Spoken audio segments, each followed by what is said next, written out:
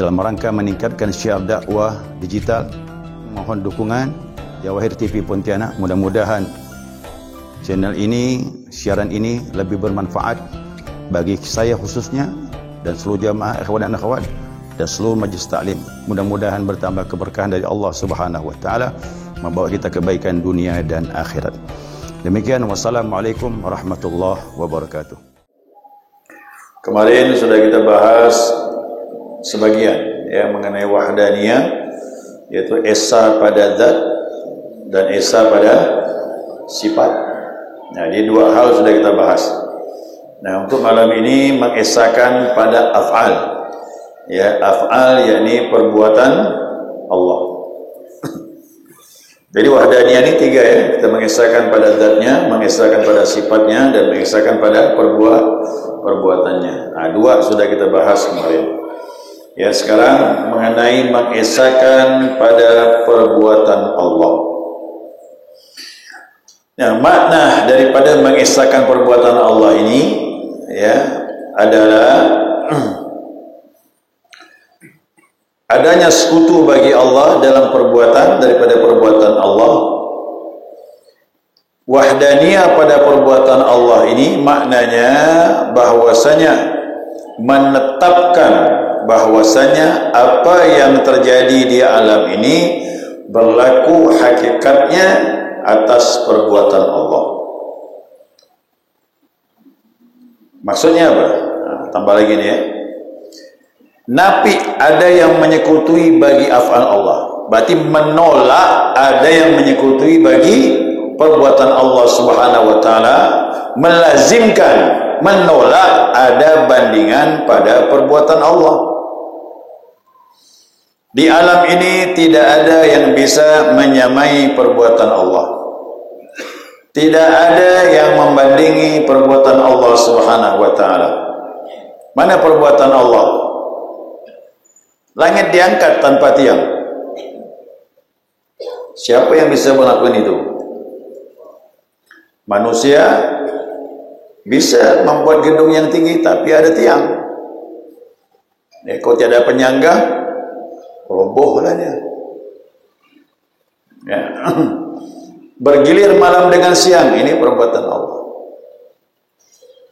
Angin yang berhembus pun juga hakikatnya perbuatan Allah. Angin bisa mendatangkan rasa dingin pun juga atas perbuatan Allah. Nanti kita bahas masuk sana sebenarnya. Yang jelas perbuatan Allah ini bukan dengan tangan, bukan dengan kaki. Dia mukhalafatul hawadis. Dia mengangkat langit tanpa tiang. Cara dia. Kita cuma bisa melihat saja. Masya Allah. Ucapkan hanya subhanallah saja udah. Maha suci Allah yang caranya tidak sama dengan makhluk. Bergilir malam dengan siang, subhanallah. Ini perbuatan Allah yang caranya tak sama dengan makhluk. Kita cuma bisa melihat dan kita hanya mensucikan Allah Subhanahu wa taala. Ini diistilahkan dengan kamil munfasil. Beberapa yang terpisah. Artinya ada makhluk yang tidak bisa menyamai perbuatan Allah. Kalaupun disebut saja mustahil. Tidak akan bisa menyamai, mengesahkan pada perbuatan Allah. Belum selesai ini definisi dulu nih biar paham. Dikhususkan perbuatan Allah ini, dia mentadbir, dia mengatur semua ini. Ini perbuatan Allah ini. Mentadbir, mengatur ini secara umum, seluruhnya bila wasitatin, dengan tanpa perantara apapun. Angin muncul rasa dingin, dia yang memberi dingin itu perbuatannya tanpa perantara apapun. Rasa panas dari matahari, dia yang memberinya. Dan ingat, itu ukurannya sudah pas. Kira-kira panasnya udah pas belum? Kok ditambah lagi gimana? Kok ditambah lagi kadar panas dari matahari yang sudah diberikan Allah ini, kita mati kekeringan. Ini mengesahkan perbuatan Allah ini. Dia sudah ada ukuran takarannya.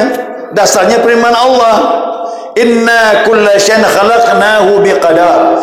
Sesungguhnya kami menciptakan makhluk itu sesuatu ada kadarnya, ada ukurannya. Matahari ada ukurannya, kekuatan panasnya ada ukurannya. Kalau lebih dari yang sekarang, kering kita ni. Malam juga begitu, muncul rasa dingin, angin yang berhembus pun ada kadarnya. Kok dibiarkan dingin terus? Makin malam makin dingin. Masuk jam 11, jam 12, jam 2, jam 3, jam 4. Kalau matahari tak keluar gimana Pak? 100 jam berikutnya, mati kedinginan kita ini. Itu Allah yang bilang, inna khalaqnahu biqadar. Aku menciptakan apapun di alam ini semuanya ada ukuran. Ukuran dari mana? Dia yang beri. Dia yang beri. Ya. Apalagi wallahu khalaqakum wa ma ta'malun. Ini ayat di firman Allah.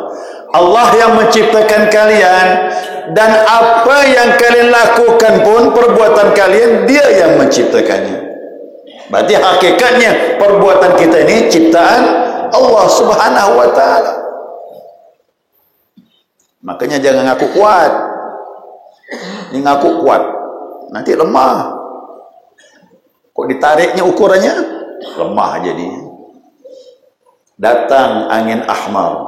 Kata orang dulu bilang angin ahmar. Orang sekarang bilang stroke.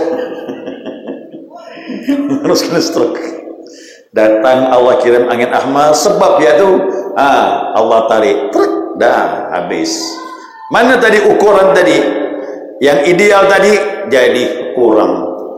Kita pun jadi lemah. Ingat ya, jangan ngaku kuat. Yang ngaku kuat tu sombong dia, ngaku lemah, nanti Allah beri kekuatan. Ya, siapa ngaku lemah, Allah beri kekuatan. Makanya banyak-banyak mengucapkan la haula wala quwata illa billah. Ini perbendaharaan surga kata Nabi. Ini kalimat perbendaharaan surga. Yang banyak mengucapkannya kata Nabi, dihilangkan 99 penyakit. 99 Pak, seperti Asmaul Husna. Paling rendah kata Nabi bilang alham, susahnya hati hilang. Kalau banyak mengucapkan la haula wala quwwata illa billah. Apa sebab? Mengaku kita lemah. Makanya nanti insya-Allah penyakit-penyakit di hati kita akan dikeluarkan Allah Subhanahu wa taala. Siapa mengaku lemah, Allah beri dia kekuatan. Siapa mengaku kuat, nanti dia lemah. Udah lemah baru ngaku. Macam siapa? Macam Fir'aun. Fir'aun tu populer banget, namanya dikenal orang, tapi sampai sekarang saya tak pernah ketemu orang namanya Fir'aun. Ya, tak pernah Pak. Udah umur 54 saya ni, tak dikenalkan nama saya Fir'aun dah aja. Apa sebab? Diabadikan. Jangan ngaku kuat. Ya, kalau ngaku kuat, itulah dia kualat. Ngakulah lemah. Ya, akhirnya kita diberi Allah kekuatan. Itulah dia. Ibadah lemah kita ni. Kenapa bisa Pak salat malam? Kenapa bisa tarawih 20 rakaat enteng saja? Kenapa qabliyah ba'diyah semuanya tidak ada masa keberatan pun? Duhanya kita lakukan semuanya, zikirnya, salawatnya, baca Quran mampu. Allah beri kekuatan. Bilang la haula wala quwwata illa billah. Ya. Jadi apa Pak makna la haula wala tu? La haula wala quwwata illa billah. Tidak ada upaya untuk melaksanakan ketaatan dan tidak ada kekuatan untuk menghindari maksiat illa billah, kecuali dengan pertolongan. Kita rasakan sekarang ni Pak, kekuatan kita ni hakikatnya perbuatan dia. Ya. Nah, lalu bagaimana nih Pak? Ya, lalu bagaimana nih? Kelanjutannya terus. Nah, karena apa yang ada pada af'al, ya, perbuatan makhluk ini semuanya dinisbahkan Allah lah yang mengadakannya. Lalu diri kita ini apa nih? Diri kita ini adalah dinamakan kasab. Kasab itu apa? Usaha. Usaha itu apa? Seperti ikhtiar, pilihan-pilihan. Kita memilih Pak, dan kita berusaha. Tapi ingat, pandangan Ahlus Sunnah wal Jamaah, hasil usaha kita, hasil ikhtiar pilihan kita, akhirnya yang menentukan atas izin Allah Subhanahu wa taala. Ini pandangan yang selamat. Inilah akidah Ahlus Sunnah wal Jamaah.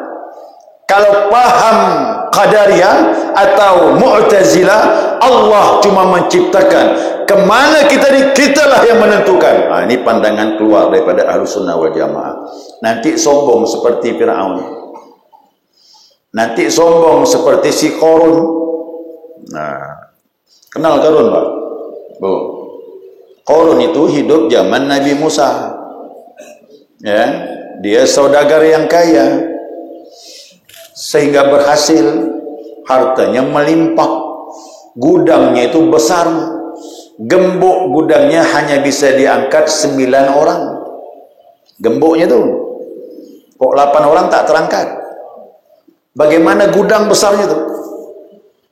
Nah, apa yang terjadi?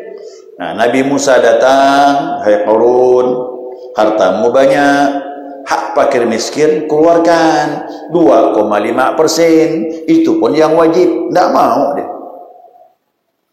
Kita ni zakat 2,5% itu wajib mah, tapi kok dapat, jangan hanya wajib saja, sunnah, sedekah sunnah pun diiringi. Ini si Qarun zakat wajib 2,5%, dia tak mau keluar. Pada hartamu ada hak fakir miskin. Tidak, kata dia, ini hasil usahaku, kata dia. Nah, ini hasil kepintaran ilmu aku mencari duit. Apa yang terjadi? Qarun bersama gudang-gudang hartanya tenggelam, ditelan tanah. Maka dikenanglah sampai sekarang Bapak Ibu, kalau ketemu harta dalam tanah namanya harta si Qarun yang ketinggalan sana, pindah ke Pontianak. Di Palestina Pak, hartanya pindah ke Pontianak, pun disebut orang masih dapat harta terpendam dalam tanah, harta si Qarun, namanya diabadikan. Nah, hati-hati, ngaku kuat, ngaku pandai, tenggelam dia. Ya, sekarang juga begitu, siapa ngaku kuat, ngaku pandai, nanti tenggelam juga. Ya, dilemahkan Allah Subhanahu wa taala. Nah, jadi kita usaha silakan, ikhtiar silakan, tapi ingat hasilnya dengan izin Allah Subhanahu wa taala. Ini pandangan Ahlus Sunnah wal Jamaah. Jangan ikut lagi Jabariyah. Kok Jabariyah ni kacau lagi. Ya, kita tak ada ikhtiar, kita tidak ada pilihan, kita dipaksa oleh Allah. Dipaksa pula. Ya, dipaksa. Apa bedanya Pak? Orang yang terjun sendiri melompat dengan terjun kena ditolak. Yang pertama itu dia memilih, dia terjun. Tapi yang kedua terjunnya terpaksa. Beda kan? Makan sendiri dengan dipaksa. Beda tak Pak? Orang yang kedinginan, maaf, dingin karena memang dia mencari dingin, ada yang dingin karena keadaan bergetar badannya, itu terpaksa karena dinginnya bergetar gitu. Tapi alhamdulillah sekarang belum ada yang bergetar badannya. Saya pertama kali menyesuaikan diri di Tasikmalaya, pertama kali datang di sana, salat subuh saya tidak mandi Pak, tak kuat saya. Begitu takbir bergetar tangan saya. Ini baru Jabariyah, bergetar sendiri mah, tidak disuruh bergetar ini. Jadi bergerak dengan pilihan, bergerak kena terpaksa lain. Nah, jadi kita tetap Ahlus Sunnah, bergerak itu Allah ciptakan, tapi kita ada ikhtiar usaha, namun hasilnya atas izin Allah Subhanahu wa taala. Nah ya, sambung lagi. Maksudnya menafikan ada bandingan pada perbuatan Allah, yakni menafikan ada yang memberi bekas, athar, dalam bahasa Arab namanya athar, bekas pengaruh. Tidak ada di alam ini yang memberi pengaruh kecuali dengan izin Allah. Hakikatnya perbuatan dia. Apa itu? Api membakar. Ya, ingat. Api membakar itu, asal pengaruh membakar itu Allah yang berkehendak. Perbuatan Allah lah yang berlaku. Kemarin dah kita bahas. Raja Namrud marah dengan Nabi Ibrahim. Karena marah dia tahu Nabi Ibrahim lah yang menghancurkan patung-patung itu yang disembah. Ditangkap Nabi Ibrahim, dilemparkan ke dalam api. Ingat, bukan api yang punya kekuatan. Kekuatan itu Allah yang punya. Allah bilang, ya naru kuni bardan wa salaman ala Ibrahim.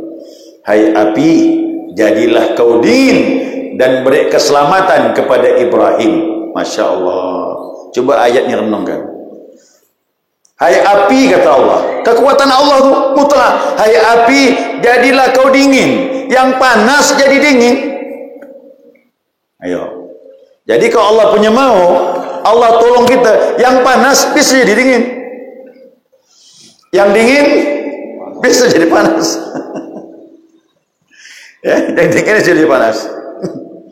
Nah, berarti Nabi Ibrahim kedinginan dalam api. Mana kekuatan api? Tak ada. Kekuatan af'al Allah, perbuatan Allah yang menjadikan api bisa membakar. Makan juga begitu. Makan kenyang, makan kenyang. Yang mengenyangkan itu hakikatnya perbuatan Allah, bukan makanan. Minum hilang haus, minum hilang haus. Yang menghilangkan haus itu kekuatan Allah, af'alnya Allah, bukan kekuatan air. Nah, nanti makan mulai ngukur diri ini, Pak. Jadi kita makan ya seperti biasa, sepiring, setengah piring, mungkin enggak 2 piring. Tapi begitu kenyang, rasa kenyang itu muncul, Allah yang beri. Ya, rasa kenyang itu muncul, Allah yang beri. Nanti suatu saat titik tertentu tak ada makanan, minta tolong sama Allah, ya Allah hilangkan rasa lapar, bisa hilang lapar walaupun tak makan. Ya, seperti Nabi Muhammad sallallahu alaihi wasallam. Ya, sakit juga gitu, sembuh datangnya pun hakikatnya afalnya Allah Subhanahu wa taala. Jadi kesimpulannya apa? Seluruh alam ini tidak bisa mendatangkan pengaruh bekas kecuali dengan izin Allah Subhanahu wa taala. Orang berjalan di atas air bisa, Pak? Bu. Bisa tak? Orang jalan di atas air mana bisa? Menurut hukum adat tidak boleh. Hukum kebiasaan pasti tenggelam.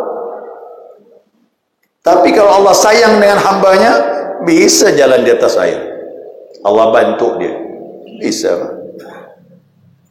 Malik bin Dinar, pernah dengar Malik bin Dinar? Namanya hebat, Pak. Malik itu raja, Dinar itu duit.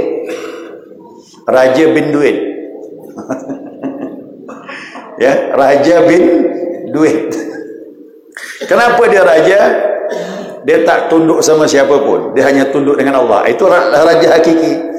Bin duit, dia berjalan tak pernah bawa duit, tapi begitu perlu ada saja duit dari sakunya itu. Tak pernah habis duit dari sakunya. Jadi kalau orang dekat sama Allah seperti itu, dia seperti raja, rezeki dia tak susah. Ya, rezeki dia tak susah. Nah, Malik bin Dinar ini naik di atas perahu. Di atas perahu itu ada kecurian, dan dialah kena fitnah. Malik bin Dinar ni kena fitnah dia. Begitu difitnah, dah ditangkap orang, dibuang ke laut. Dibuang ke laut, apa yang terjadi? Berjalan di atas laut. Nah, kita berpikir cuma Nabi Isa yang bisa. Tidak, wali Allah pun bisa. Nah, jadi Allah beri pengaruh. Selama ini air menenggelamkan orang, tapi dengan izin Allah, orang bisa juga tidak tenggelam karena air. Jalan kembali minat saya. Tapi ingat ini kisah saja, jangan dicoba. Kalau dicoba tenggelam nanti saya yang salah. Ini kajian, ya, ini kajian. Nanti kalau ada rezeki boleh beli, kita kiranya kitab banyak nih. Ada kitab Karamatul Aulia karangan Syekh Yusuf An-Nabhani. Situ banyak kisah-kisah, kisah mukjizat Nabi Muhammad, bukan hanya Al-Quran, lebih 200. Dan juga dikisah-kisahkan tentang para orang-orang yang saleh. Nah, termasuklah sahabat Nabi Muhammad sallallahu alaihi wasallam. Ini saya ngajak ilmu yakin ya. Kita kok tak yakin nih Pak, lemah iman. Tapi itu terjadi. Al-Quran banyak menyebutkan hal yang aneh-aneh. Kenapa kita tak yakin? Nabi Musa habis sembelah laut, itu Al-Quran yang bilang. Takkan pula kita tak yakin? Udah Al-Quran. Kita harus meyakini itu semuanya. Ini hal yang aneh, bisa terjadi? Bisa. Itu af'alnya Allah. Ya, Sa'ad bin Abi Waqqas yang membawa Islam sampai ke Cina. Itu Sa'ad bin Abi Waqqas, sahabat Nabi SAW. Tapi dia kembali lagi ke Madinah. Sa'ad bin Abi Waqqas ini berperang Pak, ikut Khalid bin Walid, berperang terus, meluaskan daripada penyebaran agama Islam sampai ke Parsi, sampai ke Cina pun dia masuk. Itu sahabat tak diam dulu, dia berjalan antar negara ke negara yang lain, dari tempat yang panas sampai tempat yang dingin pun dia pergi. Masya Allah. Nah, waktu sampai di Qadisiyah, nah, di Qadisiyah ini masuk sudah ke Iran itu, Parsi sudah tunduk kepada Islam di bawah pimpinan Khalid bin Walid. Nah, Sa'ad bin Abi Waqqas terus menyebarkan Islam terus. Akhirnya bertemu dengan sungai. Perahu tak ada lagi Pak. Ini sahabat naik kuda ini, gimana nih? Kata Sa'ad bin Abi Waqqas, ini saatnya kita tawakal sama Allah. Takut sahabat, apa maknanya? Kita lewat sungai ini, kata dia. Terkejut sahabat. Ayo angkat pedang, angkat. Bismillah, tawakkaltu 'ala Allah, hasbunallah wa ni'mal wakil. Banyak dibacanya. Allahu Akbar, pacu kuda Pak. Kuda berjalan di atas air, nyebrang Pak. Satu pasukan dulu. Itu disebutkan dalam kitab Karamatul Aulia. Kalau sudah darurat Pak, pertolongan Allah itu muncul. Yang aneh-aneh bisa muncul. Itulah orang-orang Persia, begitu lihat orang Muslim nyembrang di atas sungai dengan kuda-kudanya, langsung lari Pak. Dia bilang ini bukan manusia nih yang dikirim nih, katanya. Kudanya bisa lewat di atas sungai, katanya. Itu kekuatan. Jadi afan Allah nih, kadang-kadang situasi darurat bisa muncul dia, Pak. Ya, bisa muncul. Nah, ini namanya ilmu yakin, keyakinan. Ini namanya tauhidnya, akidah. Letaknya di sini. Ingat, nanti makan yang mengenyangkan Allah, minum yang menghilangkan haus, berobat yang menyembuhkan, dan seterusnya. Gitu. Ya, mudah-mudahan iman kita kuat. Ya, ini namanya ilmu akidah itu. Nah, maka lawannya la yakunu wahidan. Kesimpulan nih dari apa kita bahas kemarin sampailah malam ini. Kesimpulannya mustahil la yakunu wahidan. Mustahil dia tidak esa. Apa maknanya? Dia tidak esa pada zatnya. Mustahil dia tidak esa pada sifatnya. Atau mustahil ada yang menyamai pada zatnya. Atau mustahil ada yang menyamai pada sifatnya. Dan juga mustahil di wujud ini ada yang bisa memberi pengaruh bekas selain Allah Subhanahu wa taala. Pengaruh di alam ini semuanya berlaku dengan izin Allah. Itu mengisahkan la ilaha illallah. Apa maknanya? La wahidan illallah. Tidak ada yang mengisahkan pada zatnya, sifatnya, perbuatannya illallah, kecuali hanya Allah. Ya, jadi makhluk tak punya andil nih. Mohon maaf nih ya, makhluk tidak punya andil. Kita hanya menerima asar pengaruh perbuatan Allah Subhanahu wa taala. Ya, mudah-mudahan iman kita dimantapkan. Udah selesai ke belum nih? Belum. Sekali lagi pertemuan. Kita bahas nanti mengenai masalah menurut hukum akal. Kenapa Allah itu esa? Kita bahas pertemuan yang akan datang insyaAllah.